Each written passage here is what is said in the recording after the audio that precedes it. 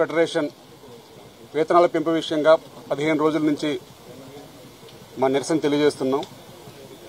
ఆ నిరసన మీ అందరికీ కూడా తెలుసు. మా వేతనాలు 30% పెంచాలనేది. దానికి వివిధ రకాలుగా ఛాంబర్లో చాలా రోజుల నుంచి చర్చల పేరుతో పిలుస్తున్నారు. ఆచరణ సాధ్యంగానే కండిషన్లు పెడుతున్నారు.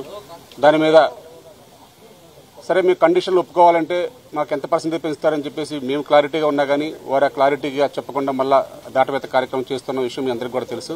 అంతిమంగా ఈరోజు మెగాస్టార్ చిరంజీవి గారు ఈ కార్మికులది 15 రోజుల నుంచి జరుగుతుంది, అసలు ఎందుకు జరుగుతుంది, అసలు ఏంటి ఇక్కడ లోపం ఎక్కడ జరుగుతుంది అని వారు ఈరోజు మా అందరినీ మా 72 మందిని 24 సంఘాల నుంచి 72 మందిని ఆహ్వానించడం జరిగింది. వారు ఈ 2 గంటల సేపు కూడా అసలు మీ కష్టాలు ఏంటి అని ప్రతి ఒక్క యూనియన్ నుంచి ప్రతి ఒక్క యూనియన్ సభ్యుల నుంచి వారి యొక్క వివరణ అంతా పూర్తిగా తెలుసుకున్న తర్వాత వారు ఒకటే చెప్పడం జరిగింది. ఏది ఏమైనా అటు నిర్మాత బాగుండాలి, కార్మికులు బాగుండాలి. మీ సమస్యలన్నిటికీ కూడా వెంటనే ఒక 2 రోజుల్లో మనం పరిష్కరించే విధంగా ఏ విధంగా అయితే మీకు న్యాయం జరుగుతుందని మమ్మల్ని అన్ని వారు వివరంగా అడిగిన పిదప మేము అంతా క్లారిటీగా చెప్పడం జరిగింది. సార్ ఇలా మాకు వేతనాల పెంపు విషయంలో మేము ఎప్పుడు క్లారిటీగా ఉన్నాము, కానీ మా మీద చాలా నిందలు వేస్తూ ఉన్నారు. మేము అడిగిన దాంట్లో న్యాయం ఉంది అని మేము వారికి పూర్తిగా వివరించడం జరిగింది. కానీ వారికి వివిధ రకాలుగా వారి సమస్యలు వారు చెప్పారు.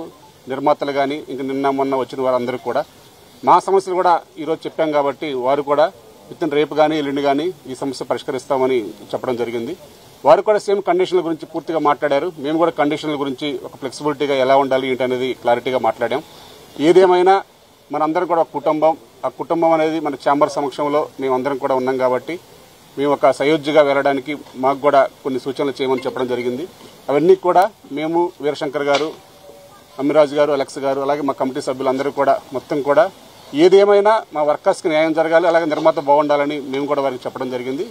ఏదైనా రేపు కానీ ఎల్లుండి కానీ ఈ సమస్యకి పరిష్కారం ఇక్కడ దొరుకుతుందని మేము ఆశిస్తున్నాం.